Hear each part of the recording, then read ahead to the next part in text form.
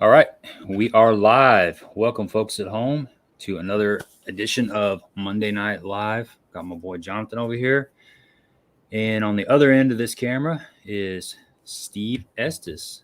So, welcome to the show. It's good to have you on here, man. Thanks for having me on tonight, guys. Appreciate it. It's nice you can take a break from your work schedule to spend some time with us. Yeah, it's been a little crazy lately, but I bet it has. So, so what do you do? What are you doing right now? I mean, as far as your job, you got a couple jobs you're juggling, and yeah, so I do a lot of the marine electronic stuff during the day, fish finders and all that, and then my job that I've been doing for 12 years, I work on radiation machines in hospitals. So a lot of that work gets done after hours, after 4 or 5 o'clock. So I spend a lot of late nights leaving the fish finders and going straight into working on the radiation machines. But hoping that's all coming to an end soon. I'd love to just do the fish finders full time. For sure. True grinder right there. Man, I'm telling you, that's crazy. Hey, I got to pay for all those trips to Champlain. It's not cheap. How far are you from Champlain? It's anywhere from 2.5 to 3.5 hours, depending on which part of the lake. Gotcha. It's about like Kentucky for us. Yeah, about Kentucky Lake. We're about 100 miles south of St. Louis in Missouri, obviously, and so we've got, Gunnersville and all. That's about 4.5. Lake of the Ozarks is about 4.5, 5. Table Rock and Kentucky Lake's about 2. So we're kind of, we're close enough to stuff that you can make a weekend out of it, but it's hard to do like a day drive and not kill yourself on the way back after fishing for 10 hours. Yeah, it's the same. I mean, we make day trips all the time up there, but it's a lot. You get up at 3 a.m. and you don't get home till 8 or 9 o'clock at night, but it's worth it. Yeah. I remember the last day trip I made to Kentucky Lake. Me and my buddy Jerry left at we left about an hour before sunrise, drove 2.5 hours down there, fished all day till dark. And then on the way back, we were going across this really tight bridge and out in the middle of nowhere, Kentucky. And he hit the curb and blew out both of his tires at like 9:30 at night when we were just flat out, wore down, tired. And we're like, really, we got to deal with this. And luckily he had a trailer. Far from the lake, though. No, we weren't that far, but he knew somebody down in that area and got a hold of the guy's wife. The guy was sleeping. The wife woke the guy up, and he came down with the proper tools, and we got it taken care of. But we didn't get home till like 1:30 in the morning. I had to be at work at 7 the next day. So I try not to do those if at all possible. Makes for a long day. Heck yeah. So you're from New Hampshire. Were you born and raised in New Hampshire, or what's your background? No, so I was born in Virginia. Lived there till I was like 8 years old, and then moved up north. Moved up to Massachusetts, and then went from Massachusetts up to New Hampshire after that. And then been in New Hampshire for 4 years now. But in between that, we did also move down to Alabama for a couple of years. I transferred my job back before I was doing fish finders. I was just doing the radiation machines, and so I was able to transfer, and I knew Gunnersville was down there, so I figured why not, So we moved down there for a couple of years and lived a mile from Honeycomb boat ramp on Gunnersville, and that was a really cool experience. Got to learn a lot, and it was a totally different fishery than anything I'd ever fished. So, and not to mention everybody that lived and breathed down there had a bass boat. So it was for sure. It was an experience, and those guys don't joke around either. I mean, there's some hammers down there. What'd you think about the ledge fishing? Did you start to figure some of that out down there? So I actually never really did figure that out. I wasn't big in, this was been like 6 years ago, I guess. I wasn't huge into my electronics back then. I didn't have a good understanding of side imaging and all that. So I never did figure that out, but it was very apparent that's what the guys were doing, because I got to the point where I could catch a bunch of fish, but I never could catch those 5 to 8 pound fish like those. Like I remember we fished a 3 bass tournament, and I was on some 4-pounders thinking I'd do good.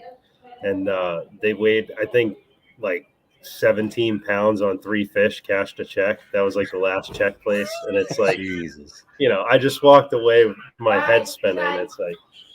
It's like, 3 fish for 17 pounds. I mean, give me a break.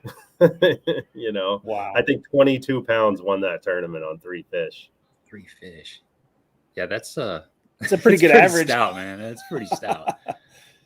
We fish a lot so of these. I learned I had no clue what I was doing after that tournament. So what got you into fishing?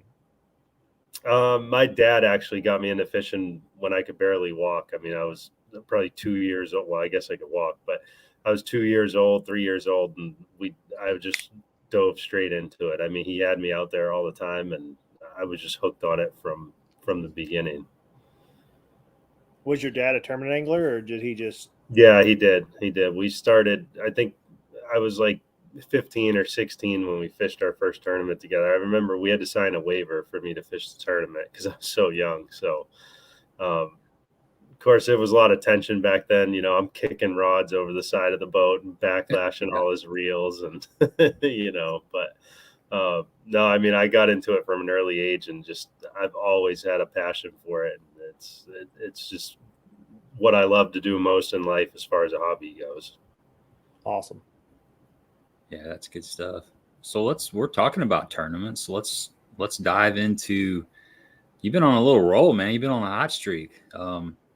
That started in the Toyota series at Champlain not too long ago. Do you have a lot of history on Champlain, or what's your background on that lake? Yeah, I mean, I started. So the first time I ever went to Champlain was actually when I got this radiation machine job that I have now.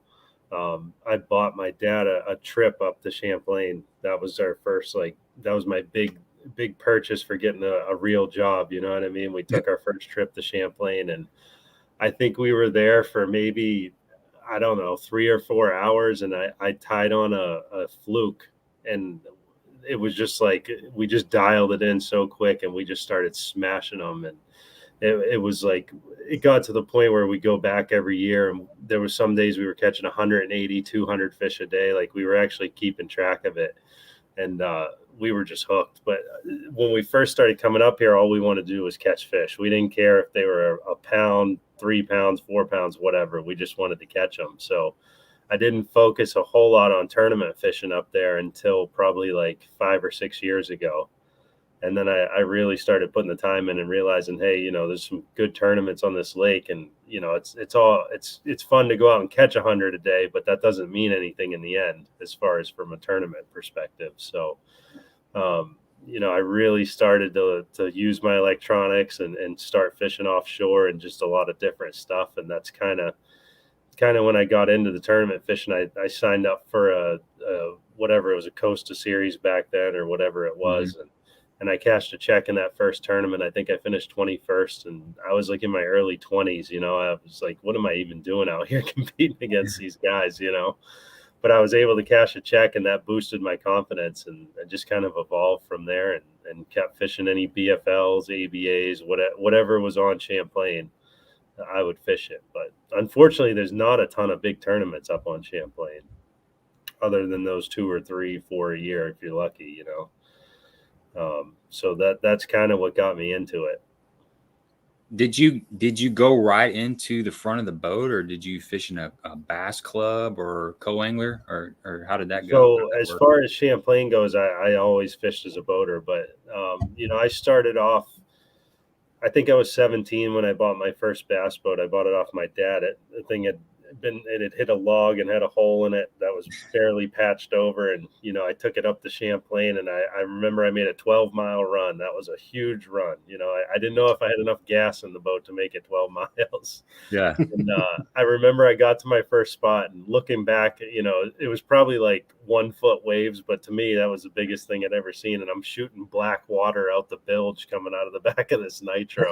And I'm just like, I don't have GPS. I've got a black and white fish finder, so I'm lining myself up with the point of the island and the house with the white roof on it, and that's where it all started. And I ended up, I think I won that club tournament or something back when I was 17 or 18, and that's kind of where it all started on Champlain as far as tournament fishing goes. But I did fish a lot of club tournaments and stuff in Massachusetts growing up, but I never did fish out of the back of the boat, even in the club.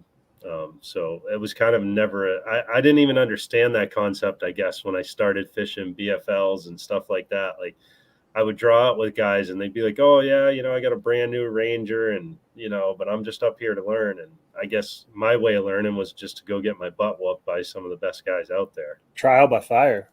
Yeah. I had no interest in fishing in the back of the boat. Yeah. I remember those pre-GPS days. Yeah. It was scary, man. You could get lost super easy on a big lake.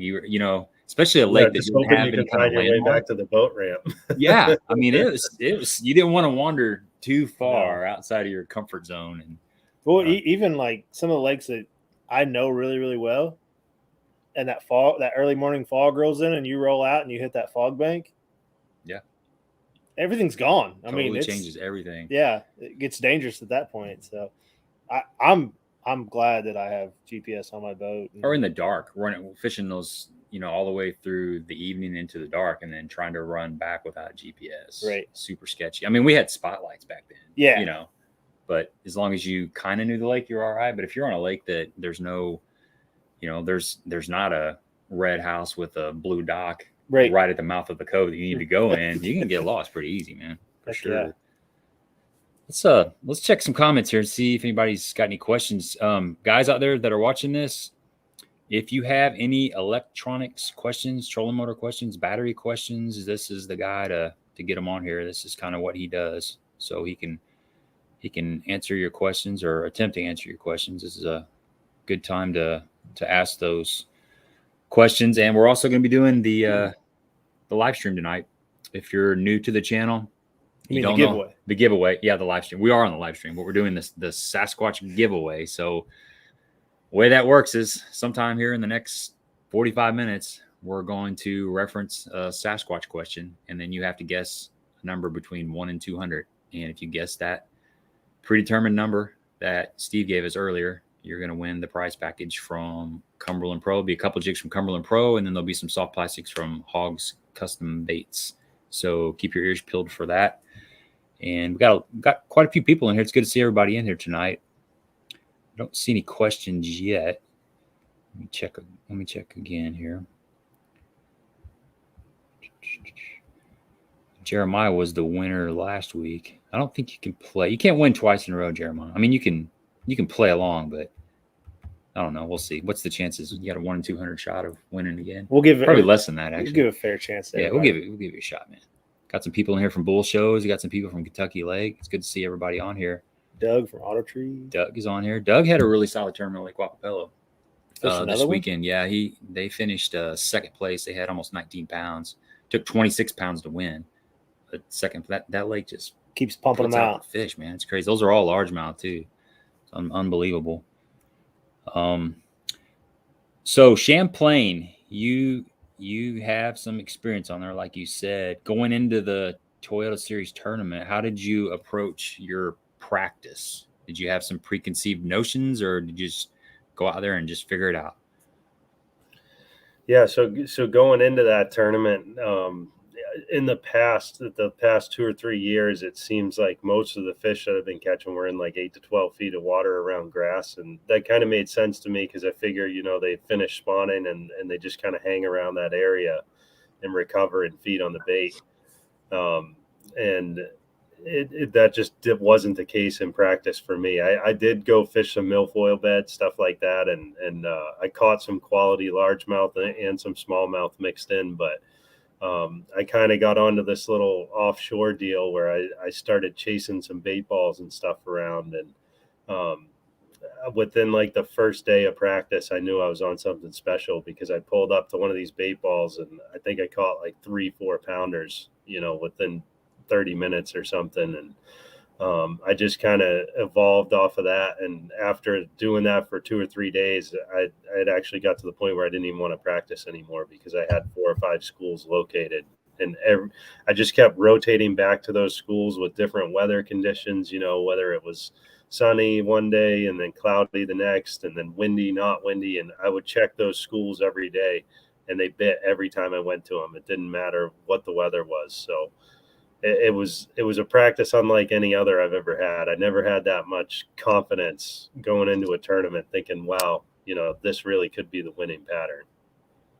That's kind of good and bad. I mean, that can be scary because you got so much confidence. You're like so focused on a pattern and what to do that if something would have changed, you're just waiting for it to fall out, like, yeah. When is this not going to work? Because this never happens. They never stay consistent. Especially smallmouth, man. Yeah. So even with live sonar, I mean, smallmouth still go crazy. I mean, you still can't find them all the time. And I just knew that's what was going to happen, but they never did leave. You said bait. What kind of bait? Or is it shad or something? Perch. Something perch. Okay, Yeah. like yellow perch? Yeah, yellow perch. I mean, it was crazy. Every time you catch one, there was like a flock of seagulls sitting out there waiting for them to spit the perch up. Almost everyone you caught would spit a perch out. Huh. Perch pirates. So you were chasing those around with forward-facing sonar? Right. Yeah, I was finding those bait balls with my 2D sonar and my down imaging, and then I'd drop the Lowrance trolling motor in the water and follow them around with the active target, and just they're not necessarily going to be feeding on the bait, but they're going to be somewhere in that general area, waiting to feed on them. So would you target individual fish, cast to that individual fish and catch that fish, or was it find that school and cast into the school?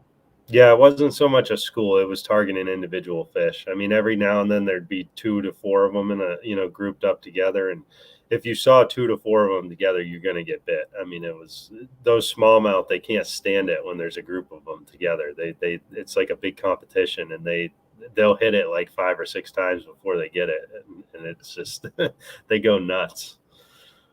That's cool. So your cover was bait, or was there something else? Was there another piece of the puzzle? Did it have to have certain, transition, certain rock? What else was there? Really, we're just roaming around in 20 to 30 feet of water. Just there really wasn't much there. I mean, there was some rock within 500 yards or so, but no, I mean, they were just roaming around chasing bait. Sounds like a lot of those fish were just those nomadic smallmouth that just kind of roamed to chase those. And I think they're still doing that. If you look at some of the big tournaments that are up there right now, there's a couple people in that general area. Somehow they found that area. I don't know how, but we can only imagine. Yeah, I was going to ask you that. I was going to ask you. There's been a lot of talk going up there since the tournament. I'm not a guy that's into drama and running his mouth but there's so the BFL I fished there right after that tournament. There was 6 boats out there at one point, and there wasn't a single boat out there the whole time in practice or in the tournament. So. Jeez. And now the MLF guys are up there, and lo and behold, the guy leading today, I'll let you guess where he caught him. I was going to ask you that. That was going to be one of my questions, if you saw anybody on those spots. Oh yeah, I got lots of eyes up there. I'm not up there, but so we can kiss that spot goodbye. But that's fine. I got more of them. Yeah, you made your money off that spot. Well, you got as much. You were there when it counted, so right. Yeah. So you had to take that check out of the account. No, that's right. You got your hardware and you got your money. So that's awesome. So you're feeling really confident going into the tournament. Day one, how did it start out? So it started out good. I didn't just pull up to the spot and put 20 pounds in the boat. You know what I mean? But I pulled up there, and I mean, I immediately saw him there with the active target, the live sonar, and I knew it was game on from there. And I just started steadily catching them. And that first day we probably caught, I really don't know what the real number was, but I'm going to say conservatively probably 30 to 50 fish that first day. And wow. We just steadily upgraded all day long. My co-angler was catching them out of the back like crazy too. I think he had almost 20 pounds, and I had right at 20 pounds, I think 19, 14. So just we called through. I mean, I probably threw back 3 or 4 17-pound bags that day. So we were catching a lot of quality fish. Just, it was hard to get those true 4s. Was there any concern that first day about managing your fish moving for day 2 and day 3, or was it just catch what you can? And so normally I would have that. Yeah, normally I would have that concern, right? And I wouldn't want to burn through them, but I knew in this tournament going up against the field I was against, I had to have 20 pounds. So in my mind, like if I cracked a 21-pound bag quick, I was going to leave. But that didn't happen the first couple of days. It was a struggle to get that real big bag. You know, I mean, it wasn't a struggle to catch them, just to upgrade to where you were close to that 20-pound mark. Yeah, because that's one of those lakes where the weights can be stacked so tight, you know, that you gotta go. You can't just settle on 17.5 pounds because there might be 20 places between 17 and a half and 18. Yeah, right, exactly. right. If you looked at the first couple days, we were all separated by ounces. I mean, everybody was super close. It was like less than a pound separating the top, I don't know, 6 or 7, something like that. But I mean, I've been fishing this lake long enough to know if you don't crack them, you're not going to win. Yeah, I mean, you got to be consistent. You know, you can't settle and think, oh, 18.5 pounds, I had a good day. Most places in the country, 18.5 pounds, a great day, right? Not on Champlain, especially the way it's fishing right now. I mean, you got to be over that 19-pound mark. Well, you made mention a while ago about the weather, and your pattern was holding up throughout the week and with the weather, but you know how those smallmouth can be. I mean, drop of a hat, weather comes in, system moves in, they just shut completely off and disappear. That's how they've been my whole life. They've always disappeared. That's why I have a love-hate relationship with smallmouth, right? Because you know, you think you're on them and you got the winning pattern, and then they're just gone. So this was unusual. I knew this was a special pattern because it's always been that here today, gone tomorrow type fishing with smallmouth. That's awesome. So what do you think was holding that? Any idea what was holding that bait in that area? I mean, is it just a natural? I'd be lying to you if I said I did. I really don't know why there was so much bait, but it wasn't just that area. I mean, I did have other spots on the lake that I found them like that, and they were there in the tournament too. On day 2, I had a guy, it was like 11 o'clock. I had a guy, I think I had like 18.5 pounds, and I had a guy come out on me like 50 yards away from me, and he spot locked right next to me. And I kind of looked at him and I'm like, hey man, you know, what's up? You know, it's 11 o'clock on day 2. Like, you clearly didn't know these fish were here. So what are you doing out here? And he wanted to tell me about how long he's had the spot and blah, blah, blah. So I didn't want to get fired up. So I decided to just leave because I didn't want to get into a confrontation. And I left and went to my other areas. And actually, it wasn't even near a waypoint. It was just an area that I knew the bait was. And I dropped the trolling motor and I caught a 4 and a 4 1/4. So that was like a huge confidence booster to pull up and cull with 2 big ones on a spot I hadn't even fished in the middle of the tournament. You know what I mean? So I knew I had plenty of stuff I wanted to rotate for sure. Was the weather consistent for all 3 days? The first 2 days it was fairly windy. Not real bad. There was probably 1 to 2 foot waves out there, but it was enough to.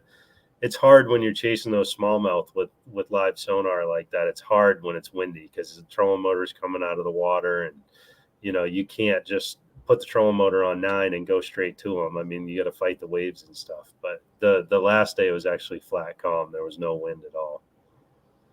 And that's leading into the last day. When we didn't have any wind, I was nervous because it had been windy for most of practice and both tournament days. So I was nervous that no wind would really mess me up. But I actually, when I dropped the trolling motor on day 3, I caught a fish on the first cast, and I said, well, I guess they're still going to bite with no wind. You know what I mean? So day 3 was just crazy. I mean, I was able to target individual fish all day long, and it got to the point where I could tell what a big one was. So I wasn't even casting at the ones that were under 3 pounds.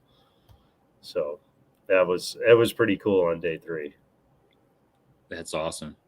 So do you find typically when, I guess, let me rephrase that.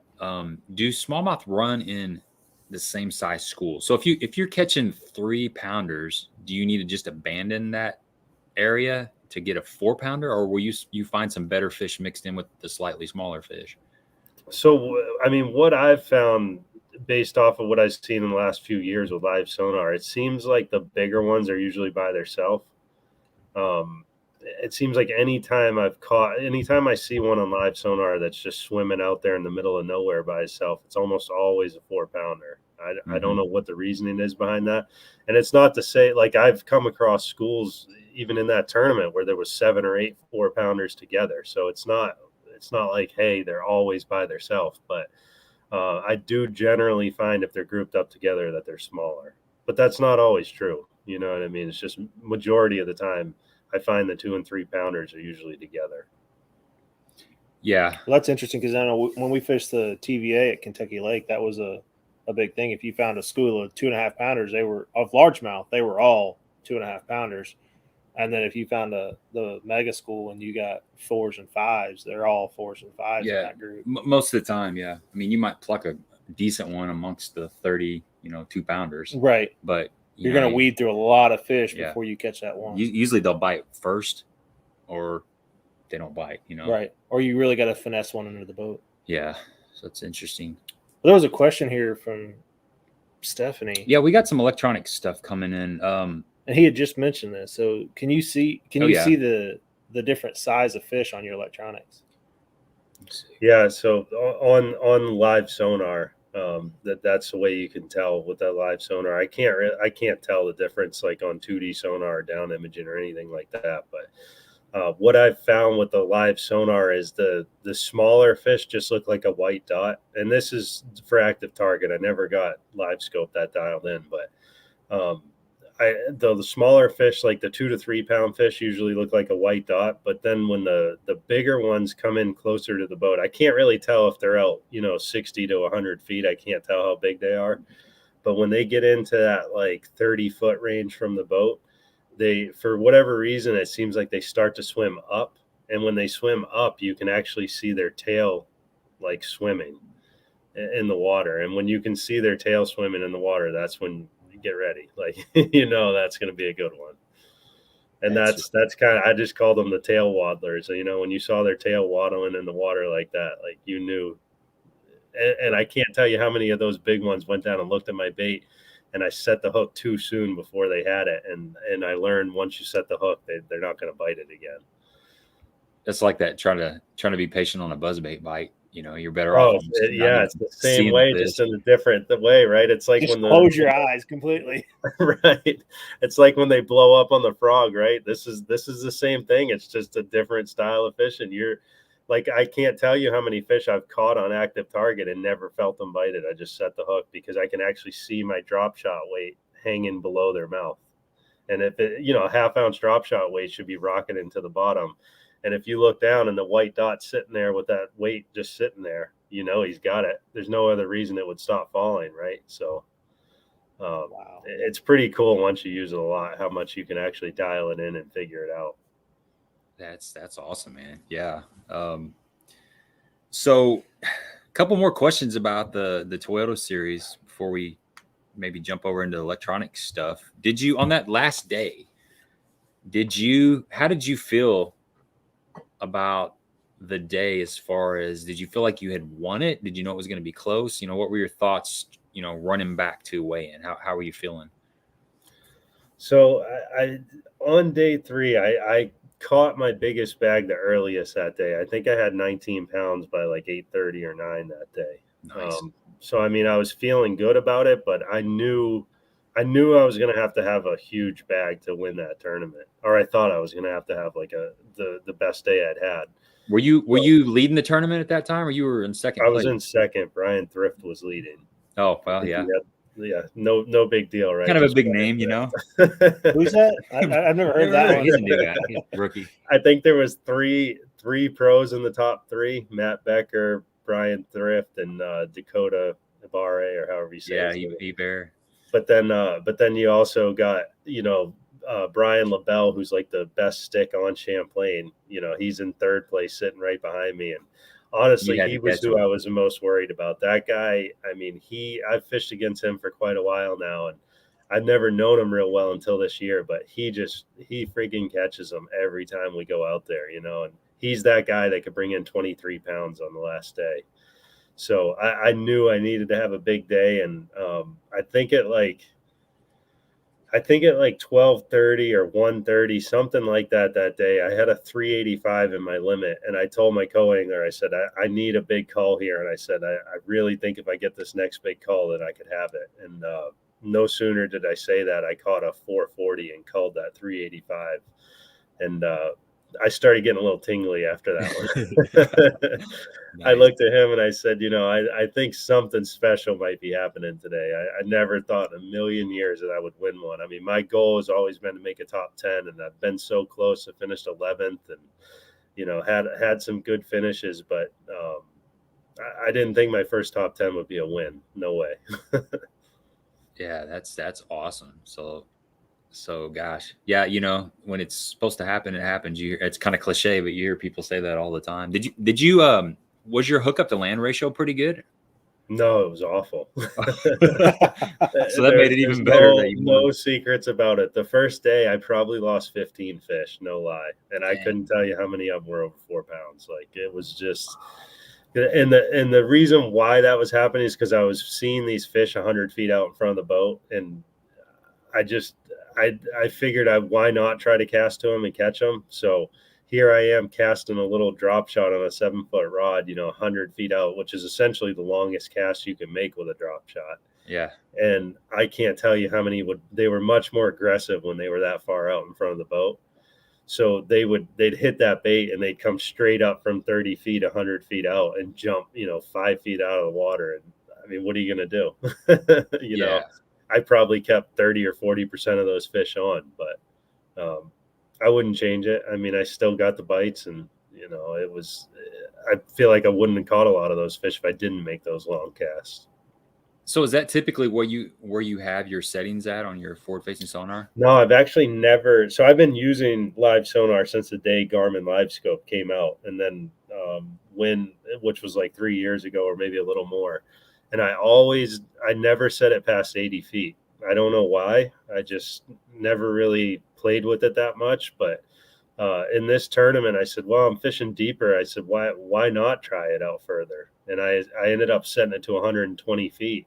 And I could see them out at 120 feet. I mean, they're definitely blurry and not as clear, but I could still see them. And if I could see the white dot at 100 feet and I could see my drop shot at some point, like, it's not like I watched my drop shot fall the whole time, but if I could see the fish and the drop shot within that small little movement of my pole mount, I knew I was close, and that was enough to get it in front of most of them.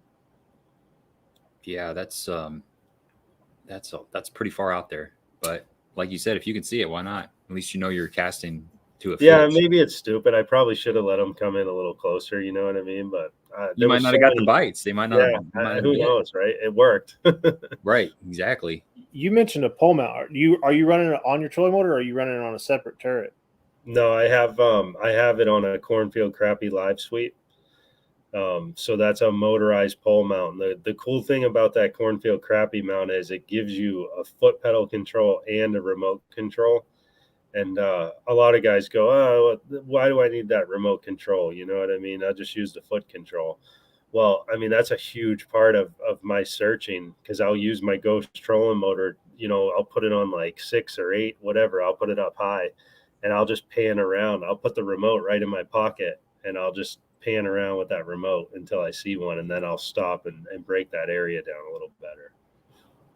Yeah, so you're not fishing at this time. You're just strictly scanning. No, I don't. I just have a drop shot rod in my hand with the bail open, and then my other hand in my pocket on the remote. Looking the whole time. Gotcha. And then I'll just back up with the trolling motor if I see one and pinpoint them and drop it on them. That Cornfield Crappie mount, is that on your Lowrance trolling motor, or is that a separate? It's attached to the trolling motor. Yeah. Okay. Yeah, I've got it set up now where it's attached directly to the Ghost trolling motor. So it's really nice, because when I raise and lower the Ghost before, I only had a certain amount of movement before my prop would hit the active target transducer. But that's now the way what's that? That's not good. Yeah. $1,000 transducer and your prop banging off of it. And I know from experience, that's how I figured it out. But I figured out a way to mount it direct to the trolling motor. So now I can actually raise and lower my trolling motor, and that distance, that distance from the prop to the active target stays the same, because it's all moving with it. So it took me a little while to get this dialed in. And of course, owning a electronics business made that a little easier, because I got all the toys and tools there. But I feel like right now I have the ultimate setup with that active target on that pole mount, and I've also got a 360 on there. I don't talk much about it because I'm not a humminbird guy, but I do have that 360 on there for fishing shallower water. Gotcha. Yeah, so let's we see a bunch of questions on here, and we're getting ready to dive into the electronic stuff. So talk a little bit about your company, BassFishin Electronics. How long ago did you start that, and why'd you get into that? Where did it all come from? Yeah, so I didn't go to college for business or anything like that. I've never had any aspirations or dreams or anything of owning my own business. But this all came about because I wanted some extra money to fish Champlain. It was so expensive to drive up there, 10, 15 times a year, whatever it was. So my goal was to make $500 a month extra. So I started buying used fish finders on eBay and wherever I could find them, different forums online, and I would turn around and resell them on eBay. And that's where this whole thing got started. I was just trying to sell 5 or 10 units a month just to make a little extra cash. And then all of a sudden I'm looking and I've just got boxes and boxes of used fish finders sitting in the house, and I'm starting to sell 30 to 40 of them a month. And I'm looking at this going, this is kind of interesting. You know what I mean? What could I make out of this? So it got to the point where I was selling so many, I started getting a little bit of attention. And one of the local Lowrance reps reached out to me and started saying, hey, how come you're not selling, new fish finders and stuff? And I said, well, I don't know. I just never really thought of it. You know what I mean? I have a great job right now, and I had no interest in starting a full-on business. And he got me connected with the distributor, and I started selling new units. And here we are 3 years later. And I mean, business has just been phenomenal. I mean, I've had some awesome customers. I mean, local people supporting me, people from California, Texas, Florida. I mean, it's just been really overwhelming and humbling to be so accepted into the fishing community. And I never saw myself being like Russell Marine or Brig Hennessy, some of these bigger electronics dealers, but I don't think that's too far off now. It's just been a great experience, and we've got really heavy into installs, and that was another thing holding me back being up here in New Hampshire. I just didn't think we had the bass fishing communities to support, having all these expensive fish finders and stuff installed. And we've been booked since March, and we were booking out 2 or 3 months at one point during the summer. So, wow. So you guys do it all. You guys sell new and used electronics. You install all 3 major manufacturers. Am I getting all that right? Yep. So we still do we have a trade-in program. It's focused mostly on Lowrance, but we will take Humminbird and Garmin. I know quite a bit about Garmin. Humminbird's definitely my biggest weakness, but when I say weakness, I mean, it's all relative, right? I still know quite a bit about it. I just don't know all the ins and outs like I do Lowrance and Garmin. But yeah, I mean, that's a cool program we still offer. You can even trade in used units towards other used units. So, our used inventory is definitely weak right now because everything's selling so fast, and, everybody's spending so crazy still. So, but, there's a time, I think, going into not this past winter, but the winter before, coming into the spring, we had 90 something used units listed on the website. So, I mean, we're trying to really build this thing. We don't get that many used units anymore, but still, that's a cool part of our program. We're proud to offer, having these trade-in units. Yeah, I remember the first time I did business with you, I bought, I think it was like a NEMA power cable or something. I was just needing something small, and I sent a message to you, and you're like, yeah, what size you need, how many do you need? I got you covered. And since then I've sent several people your way that are needing, little just used graphs or mounts, or, just kind of odds and end type stuff. So it's pretty cool that somebody's out there not only selling new stuff, but also selling, good quality used stuff. That's how I first found him, was the same way. It was the little stuff, because we I don't know how much you know about our background. We fish out of John boats, so we put stuff together and hope that it works on Saturday when we get Right. to the lake. Kind of rigs stuff up a lot of times. So, there's people that aren't from Southeast Missouri, Southern Illinois area. They don't get it that why we have 4 graphs on a John boat. Right. But we treat our John boats just like everybody treats their Rangers or their Nitros or their Tritons. So it's just, but we set up ours you step into my boat or Gabe's boat and it's bass boat. Oh yeah, boat's a boat. Yeah. But yeah, so that's cool. So you're transferring into growing this, and are you doing your work when somebody wants to have an install? Is it an outside install, or do you have a garage or something you can pull a boat into? So I run it out of the house, but I have a detached garage at the house that we've been operating out of. It's like a 30 by 30 garage that was supposed to be for my boat, but somehow my boat's outside all the time. But no, we've been operating out of that garage for a while now. But we're super excited. We just put up a brand new 30 by 40 metal building on the property. Nice. So it's going to be unique, right? We're not running this we're not going to be some big retail location or anything like that. But I mean, we just got this new building up, so it's a 30 by 40 metal building, and we've got a 12-foot wide lean-to coming off the side. So we're going to be able to have 3 boats under cover at a time.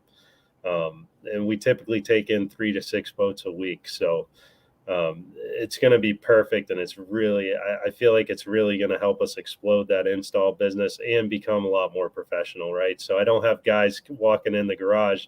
I mean, right now, my current garage, I've got half the wall set up with Anchor, Blue Sea, Humminbird, Lowrance, Garmin, all the accessories and cables. And then you walk down halfway down that wall, and here's all my personal fishing lures, and guys, you got canned goods and toilet paper. Oh, how much is this? And it's like, no, I'm not a tackle store, So we're really excited to get that new building going. I feel like that's going to give us a completely different look and feel, just even for us personally. You know what I mean? Running the business, we're going to be able to be completely separated and just running the business out of this new shop.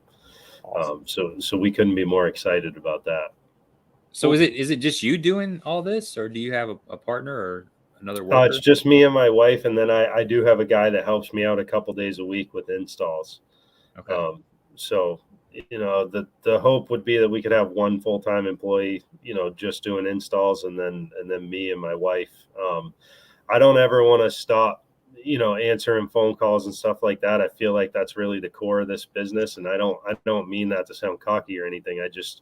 I feel like when you call up and you spend, whether it's $5 or $15,000 on an order, I want you to be able to get the right answer. And I don't want you to feel like you've been lied to or called Bass Pro with some corporate customer service number, that's somebody that's never even touched a fish finder. And I really want to stick to that, and I want to offer the best prices and service I can, and that's, that used part of the business is where that started off. I wanted to be fair to people. I never lowballed people, even when they traded their units in. I tried to give them top dollar, and then I'd turn around and I'd only try to make, $50 or $100 off of a used unit. I wasn't trying to get rich. I was just trying to help normal guys go fishing, you know what I mean, and have some electronics. And that's why you built that business. You just wanted a little extra money to go fishing. And yeah. I mean, I'm not trying to get rich quick, you know what I mean? That's not what this is all about. I just, fishing is in my blood, and I want to help people. And there's certain dealer pricing and stuff that's in place especially with Garmin and stuff like that. I can't give discounts on that kind of stuff, but I'm going to do everything in my power to make sure you have all your questions answered. And if there is a sale or some way I can give you a better deal, then I'm going to do it, because I'm not just out here to make a quick buck and leave. I mean, that says a lot right there, just about the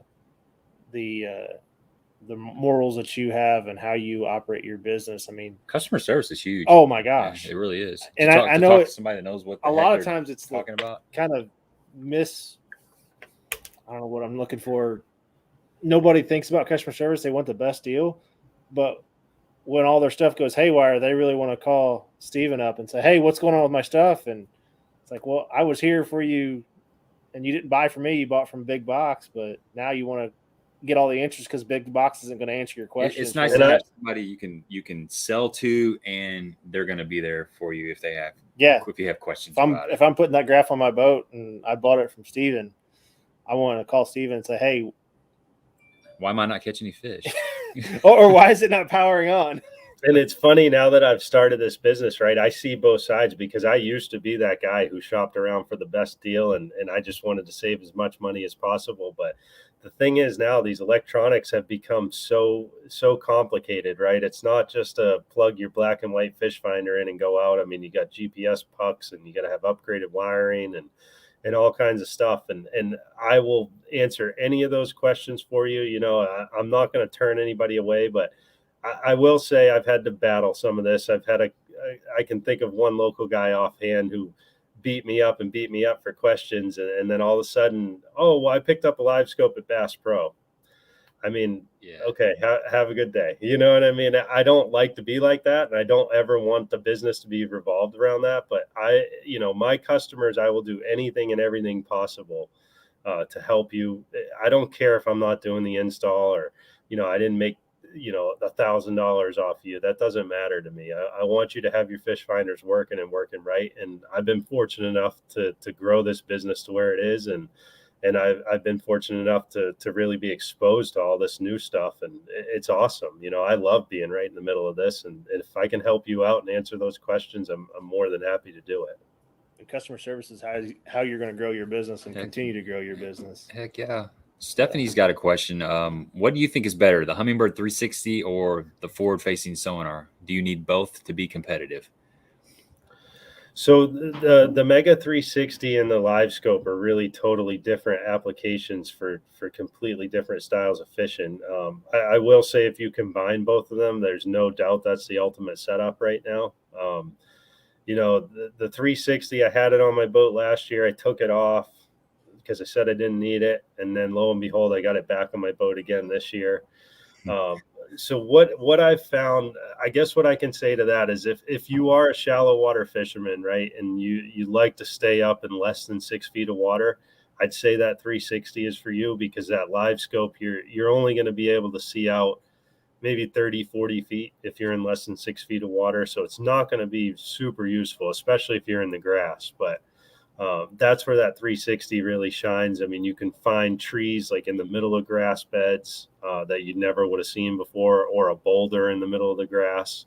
You can see isolated clumps of grass, so you're able to pitch to those isolated clumps instead of, just running on top of them and going, oh crap, I already ran over it. And by that time you've spooked the fish. But if you spend more of your time out there in 12 feet of water or more, there's no doubt in my mind that live sonar is the way to go. If you don't have live sonar, or you've never seen live sonar, go out with somebody in 12 feet or more of water, and you'll be doing everything you can. You'll be selling the babies, the house, whatever you need to do to get that live sonar. Because, I mean, live sonar is the next. I mean, it's changing the sport. I knew it 3 years ago when I got Live Scope. It was before I even started this business. I bought that Live Scope and put it on my boat, and I didn't say a word to anybody, because I knew this was going to change bass fishing forever. It's just like when GPS came out and side imaging and all that.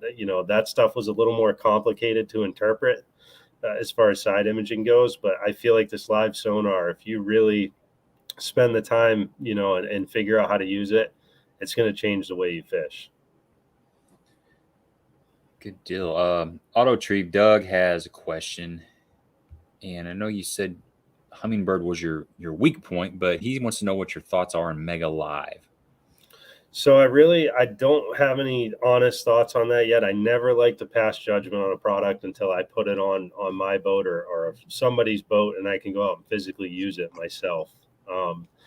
I haven't really made that effort, I guess, to even get a Mega Live. I haven't pushed it. I'm just not a big Humminbird guy, but based off the videos that I saw, I can tell you that a lot of people that wanted a Mega Live from me are now ordering a Garmin Live Scope. And I don't want to sit here and bash Humminbird or say that it's no good, because I haven't seen it myself. So I'm not going to sit here and say that. But the videos that I saw, I wasn't impressed. So what about the difference between active target and live scope? what are some things that have you noticed differences? What's your opinion, your thoughts on the two different forward-facing sonars? Yeah, I mean, so I think the biggest thing with that is if you've already got all Garmin on your boat or you've already got all Lowrance on your boat, it only makes sense to stay with the brand that you already have on the boat because you got full networking capabilities and all of that. And there's not, between those two, there's not one that's going to really put you over the top. You can do everything you need to do with both of them. I will say with the Garmin Live Scope, I think when you're around grass, when you're around trees, when you're around boulders, you definitely get a crisper image. I would fish trees in 30 feet of water at a pond locally, and I could see the individual branches coming off the trees in 30 feet of water. When I take my active target out there, I can't count the branches on the tree. Does it really matter to me? No, because I can still see the fish around the trees, and that's all I care about. You know what I mean? So I feel like the active target shows fish better, though. I think you get a brighter return on the fish, and that's why, like Jacob Wheeler did a video on that, a comparison of live scope and active target, and he said the same thing in his video. It seemed like that active target got a better range. And in all fairness, I never did try to range my live scope out to 120 feet. So maybe I could have seen some fish out there. I mean, I remember catching fish out to 80 feet, on a jerk bait, watching them come off the bottom and hit it. But I have so much confidence in that active target. And it's just a personal preference for me because I'm running all Lowrance on my boat. So I was so excited not to have 3 brands on the boat. I hate mixing and matching. I try to keep it as consistent as possible. Well, I just as a selfish question, what's your full setup then on your boat? So I have a 16 live at the console, a Lowrance HDS 16 live at the console, Lowrance HDS 12 live at the front, and then a Helix 12 for the Mega 360. Okay. I will say for that Toyota series, I literally took the Helix unit off the boat and threw it in the rod locker. So when I'm fishing offshore, I have no use for 360 unless I'm fishing isolated boulders. It's kind of helpful then because you might find one you didn't know was there. So what's your opinion on forward-facing sonar and the size of the head unit that you need? We sell a ton of it, right? I mean, I've sold tons and tons of live scope setups. I mean, there's no doubt that's my number one seller. And the reason I think I sell more live scopes than active target, first of all, was availability, right? Active target has just recently been made, where it's in stock everywhere and not on back order. But the cool thing about Garmin is they focus more on saltwater for a long time, right? So they have a bunch of different SKUs. So like you can buy a Garmin, let's say a 1022 unit, for example. That's a 10-inch non-touchscreen unit. By far my most popular seller for live scope, if it's truly just for live scope and nothing else. And you can get into that setup for $2,700, whereas with Lowrance, there is no 10-inch option. You either have to go from a 9-inch to a 12-inch, and that's it. Like I haven't sold a single setup with anybody running it with under a 9-inch screen. I think a 7-inch would just be way too small. And even the majority of the customers that go with a 9-inch are usually disappointed in the end. I'm not saying that it won't work. That's what I started out with, and that's what I sell the most of is a 9-inch setup. It's a lot cheaper for that 9-inch setup, but I will say there's a huge difference going from a 9-inch to a 10-inch screen. And I can't explain it because it sounds ridiculous, right? It's 1 inch, but the fish just show up so much bigger on that 10-inch screen. So I'd say if you're serious about it and you're really looking to make that investment, I feel like you have to go with either a 10-inch or a 12-inch screen. Yeah, that's always been my opinion. If anybody asks me, people start talking about a 7-inch screen, and I tell them save your money and at least get a 9. And if you want to save even more, go up to a 12 because it's especially if you're going to be splitting any screens. If you got a 7-inch and you split it twice, I mean it just doesn't work. But I 100% agree on that too. And I don't mean that I'm not trying to upsell or or, you know, if a 7-inch screen's what's in your budget, then that's fine. But most of the time you'd be better off to buy a used 9-inch screen than you would to buy a new 7-inch screen, because you're going to be disappointed if you get a 7-inch. You can't, I mean, you hit the nail on the head there. If you start splitting that screen, it's useless, really. You can't side image with a 7-inch screen. You just won't be able to see anything. Mm-hmm. Now I know Lowrance came out with let's call it a budget model with the FS. Yeah, that's their newest model is the Elite FS. So they make that in a 7 and a 9-inch. Have you got to play with that much? I used it. I used the 9-inch ice fishing last year with Active Target. It looked the same to me as a live does. I thought it was just as good, but the big difference between that is the HDS Live has what they call a Solar Max screen built into it.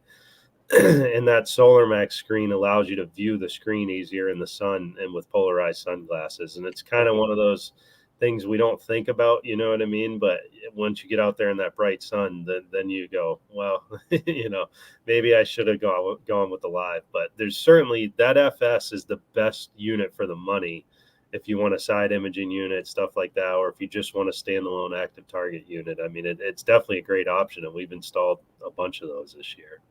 I love the layout of the unit and everything. I mean, it looks just like a Live. I just wish it came in a 12-inch. That was you and me both. There's been lots and lots of conversations direct with Lowrance about that. I think that they really missed it on that. I think that was a poor decision. And their argument was, well, we don't want to take away sales from the 12 Lives. Well, I mean, there's not many people that are willing to drop $5,500 or $4,500 on an Active Target and a 12 Live just to run Active Target live sonar. You know what I mean? Where you can get into a Garmin 12-inch non-touchscreen and you're going to be at $3,400. I mean, that's a significant difference in price. Well, I know that's when I've been looking at, you know, I've been tossing up the difference between 360 and Garmin, and what led me from, because I run all Lowrance, so do you, on my boat, but they're all older units. I got 3.8 HDS-H Gen 2s and a 9 Gen 2. Love those units, but don't see I can't, like you said, if I was going to go with a live unit, it's either going to be a 10 or a 12-inch unit, and I'm not going to spend $4,500 on a slave live unit for Lowrance where I can get a 10-inch for, would you say, $2,700 with Garmin? Yeah, right. So, I mean, makes a big difference. I just don't want to have to rerun all my stuff. You know, Yeah, that's why when Active Target came out, I'm like, I get that question more than anything. Do my cables match up? You know, guys will come, like you're saying, you got a HDS-8, right? And that is the cool part. You could go from an HDS-8 to a 12 Live and use the same cables. You'd need an adapter for your transducer, but that's it. A lot of guys just hate messing around with electrical. Yeah, I mean, I just got it all ran like I love 6 months that. ago. See, I love that part. I'm the electronics guy. It's a good winter project. Yeah, but right now the fish are biting, and I don't want to be pinned up for like 2 weeks, right? Because it'll take me two weeks to do it. So Phil, you kind of touched on this a while ago. Phil has a question.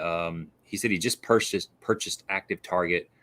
What is your opinion on that transducer? You kind of touched on that. You know, there's two different cone angles with the Garmin versus the Lowrance. Isn't one of them like the Lowrance is like an 18-inch or 18 degree, and then the Garmin is like a 20 degree? Is that right? That's right. Yeah.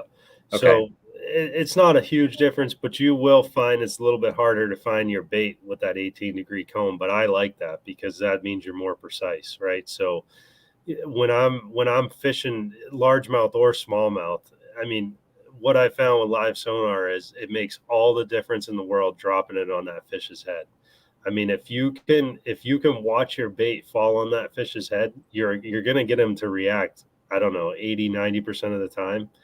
I mean, they just, you know, and a lot of that could be about presentation or the bait you have on. But I've just found if you can put it on their head, your chances go up so much. Like I'll be behind a fish, like I can see my drop shot falling behind them, and here comes the fish towards the boat, and I'll just reel in real fast and then drop it on his head because he's not going to turn around and go back after it. You know what I mean? So I like that smaller cone angle. I think it's better because you got to think about that. That transducer is essentially a rifle scope is how I relate it. You know what I mean? So where you're pointing that is essentially where you're looking. That's where you want to cast. So having that thing lined up on something, whether it's your trolling motor or pole mount, whatever, precision is key when it comes to live sonar.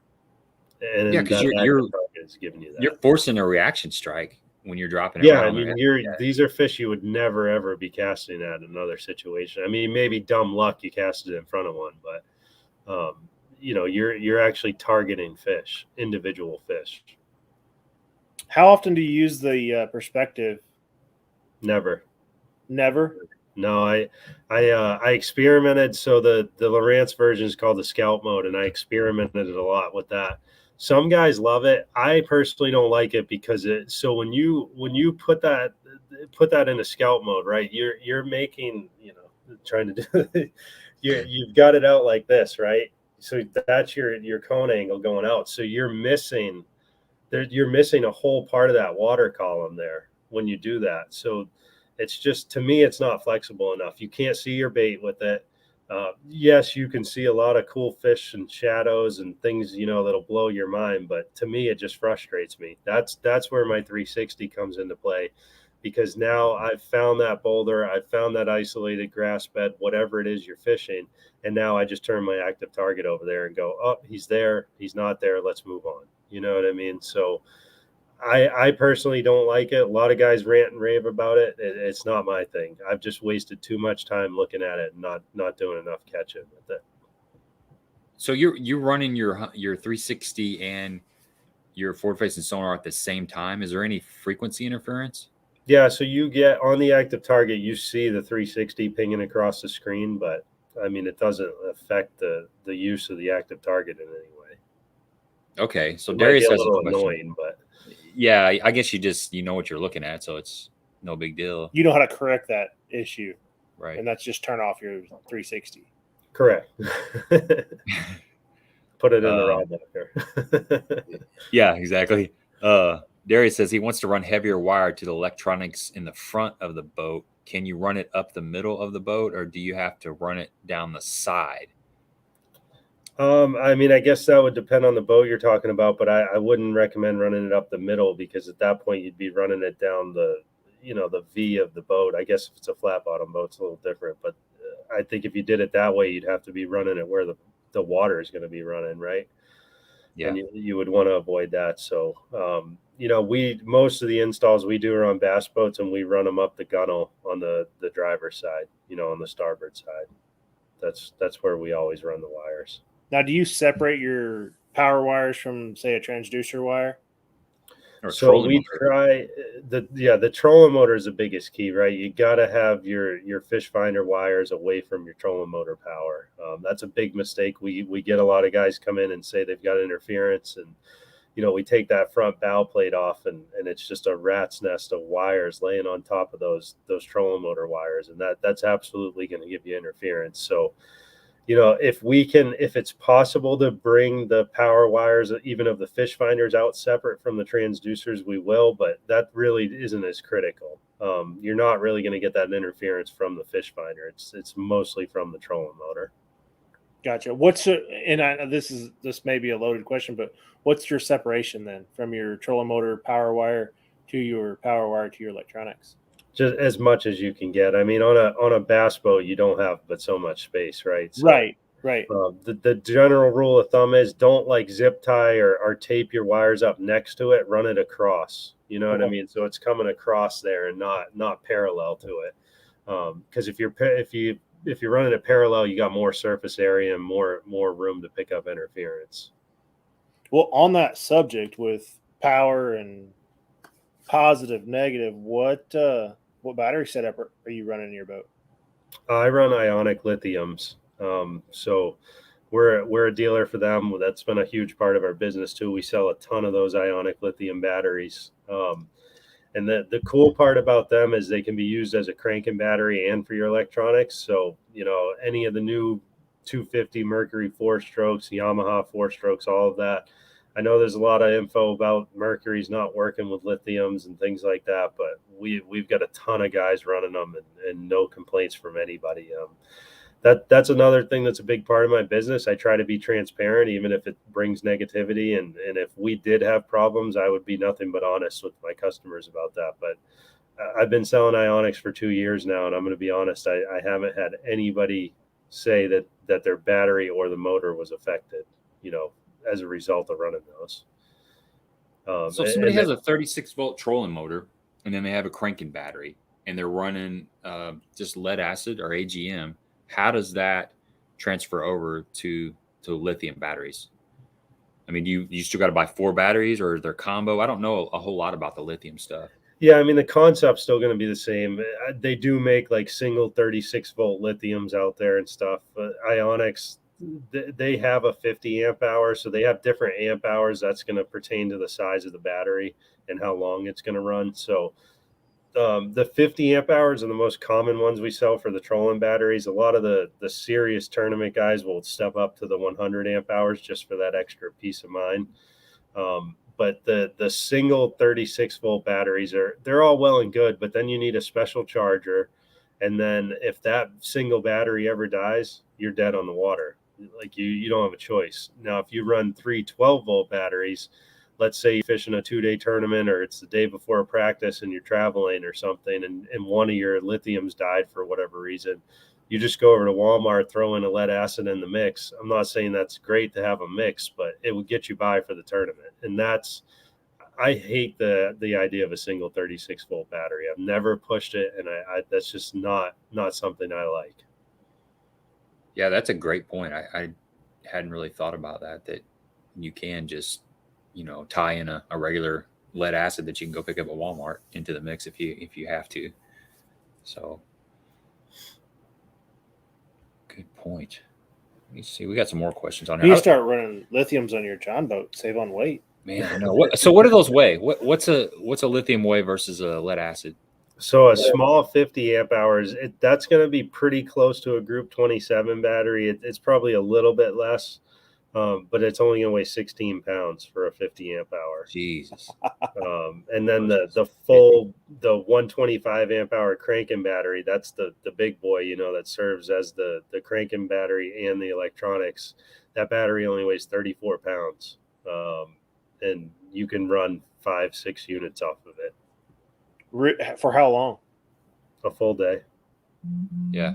Wow. What about last year? I went out to Lake Michigan, and I fished primarily one area, so I didn't really crank the motor. I had 3 units on the front at the time. I had a Garmin Live Scope, a Lowrance Live, a Helix 10, and then I had a 16 Live on the back. And we didn't crank the motor all day, and I still had 30% left at the end of the day after a 13-hour day.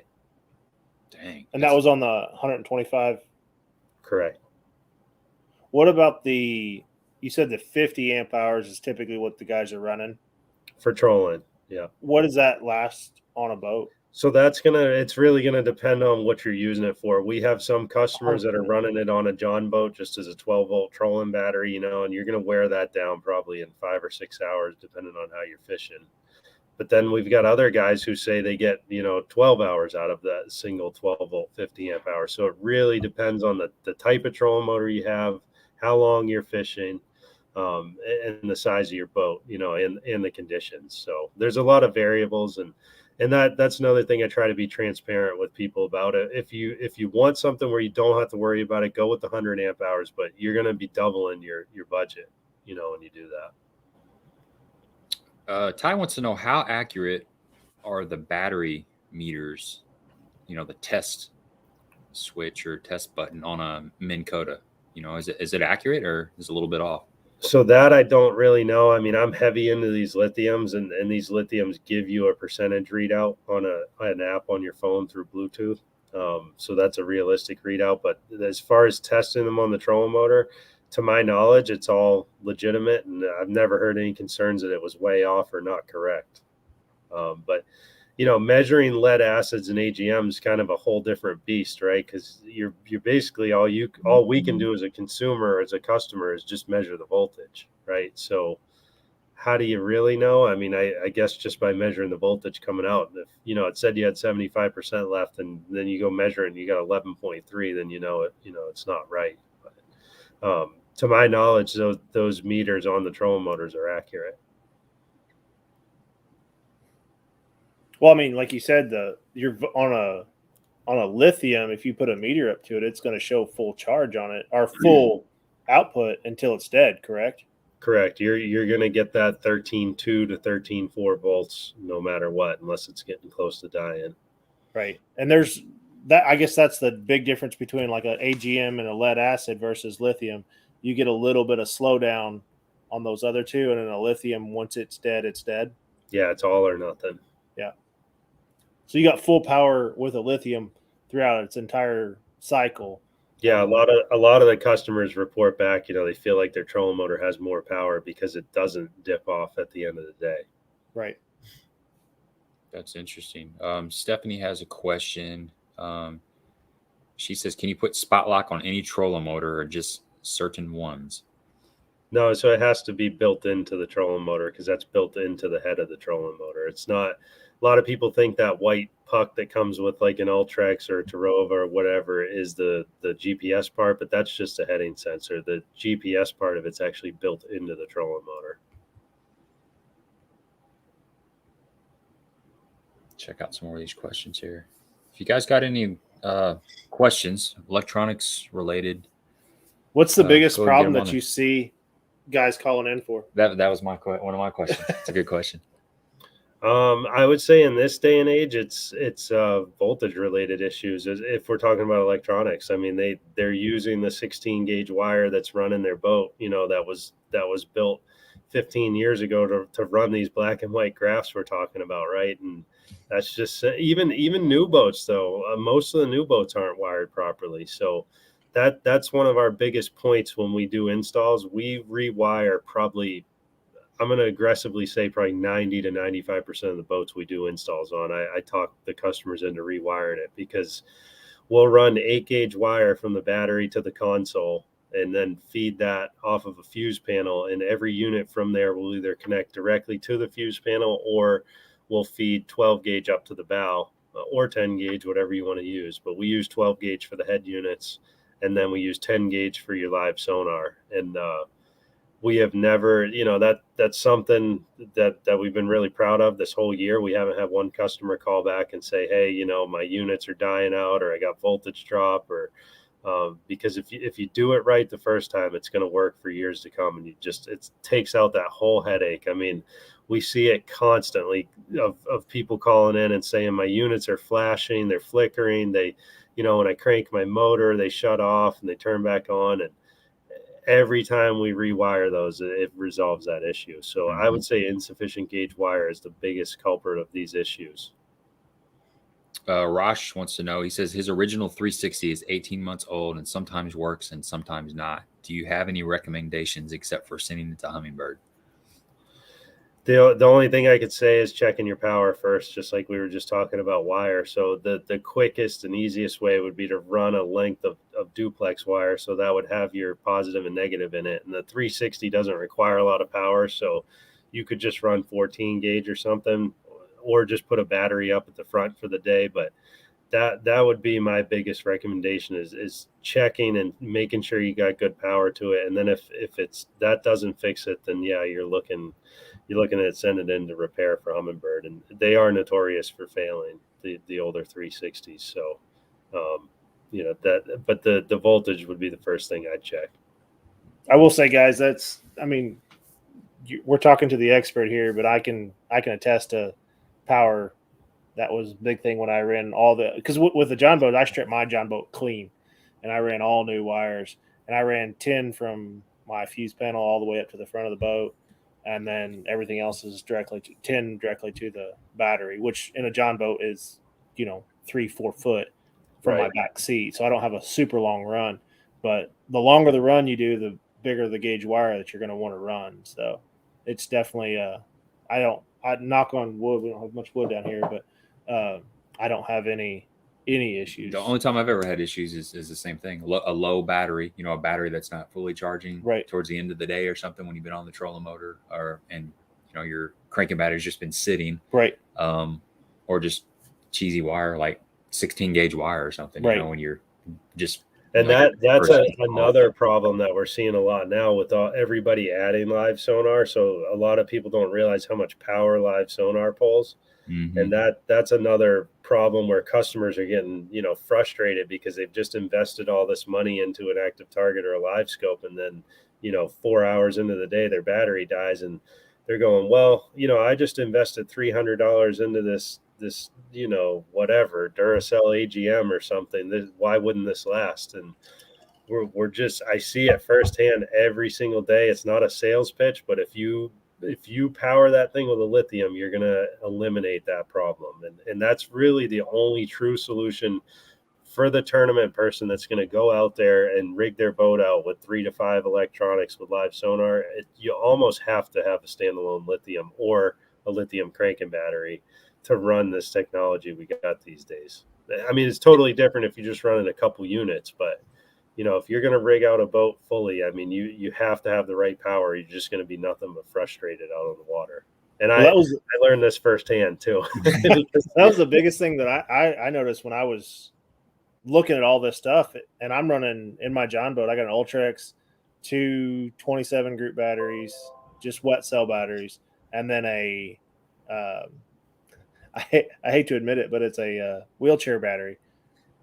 That for your electronics, for a couple, or for a graph and my structure scan box, since my units are older, but the power that new units would draw is far above and beyond what those they got Gen bigger 2 processors, brighter screens, and it's totally different. I had bought a brand new Skeeter right when Live Scope it came out. And I put it on my boat, and I actually was late for the first time ever in a tournament to weigh in because I killed my battery because of live scope.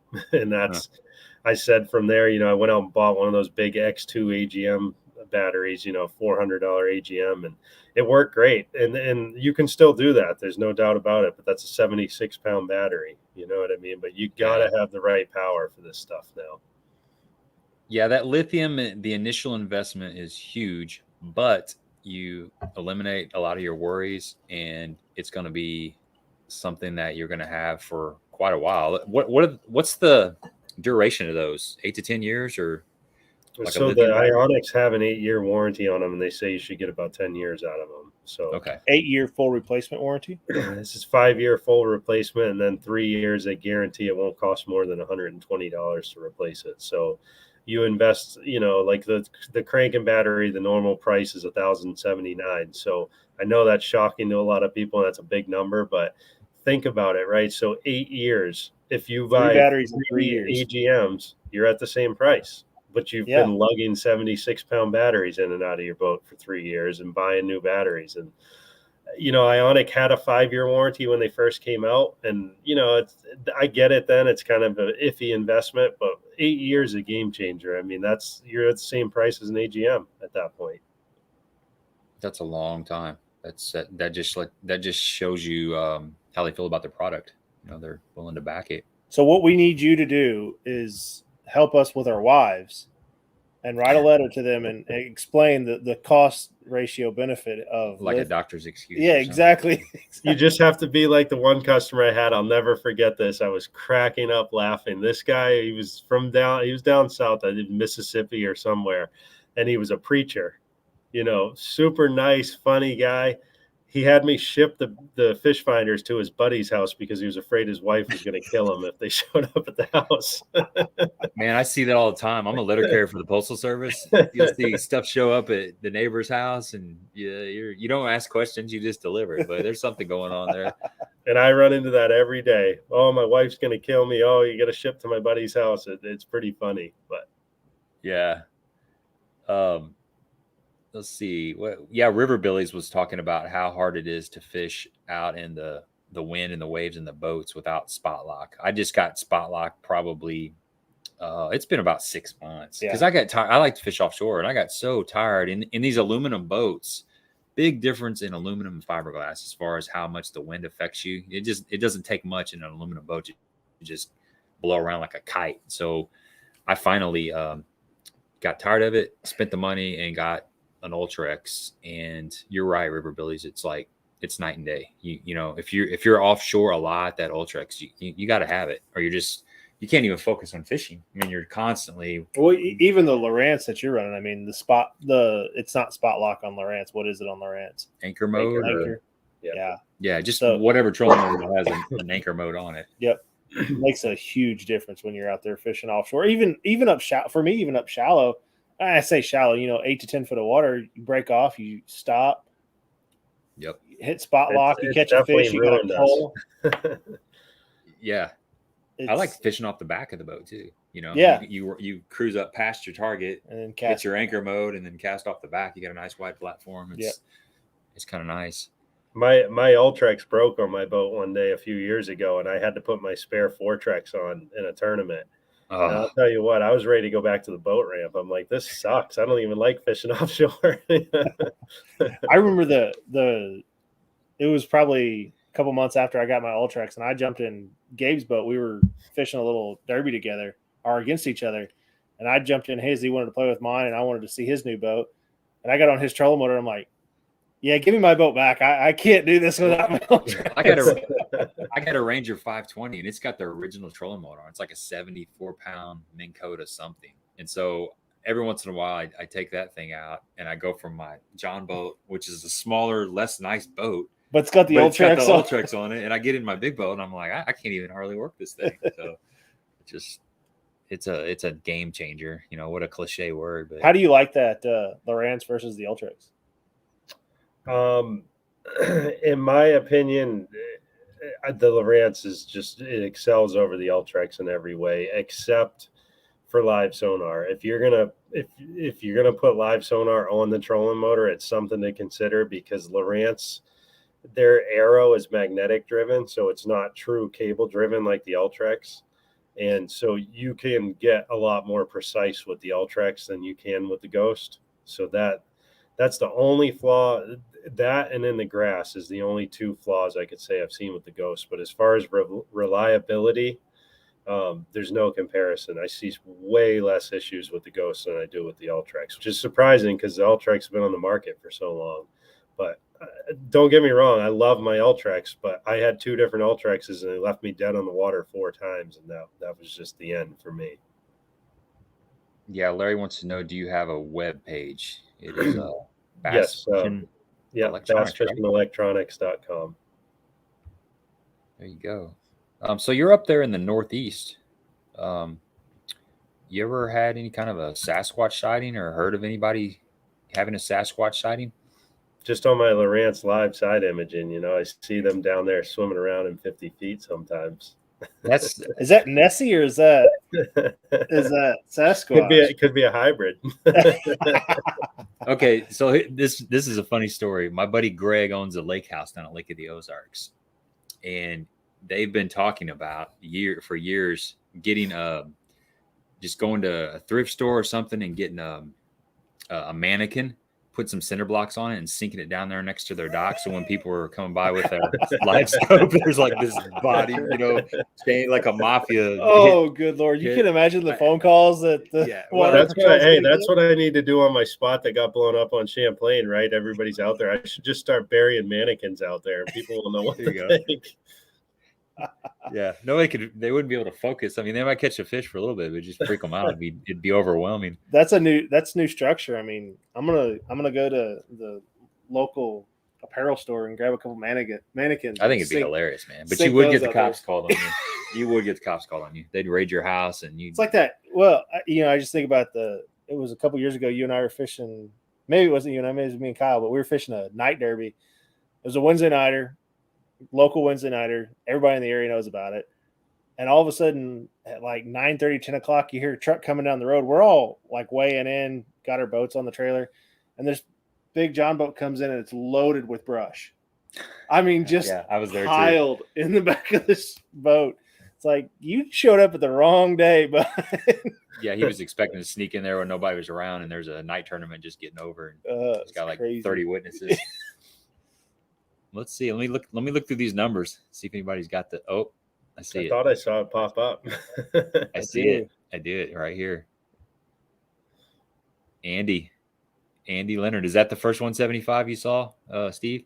That's the first one I saw. Yeah. Yeah, that's the first one I saw. So Hey, congratulations. we'll get in on the giveaway. Why not? We got some T-shirts and stuff. Give me some info once we get off here, and I'll send them out a T-shirt. Awesome, Fantastic. man. Awesome. Definitely love it when the guy on the other end throws in some goodies too. Andy, just send me your shipping information. You can hit me up on my Facebook page, Gabe Montgomery Fishing or 10 Horse Monty, or hit me up on Instagram at 10 Horse Monty 6, and I'll give my information to Steve, and he can send the T-shirts on the way. And once I get all that, I will ship it out to you. So that was cool. Appreciate that. That didn't take long either. We got a few questions back up there that I missed. Go ahead and hit those up and probably wrap this up before too long.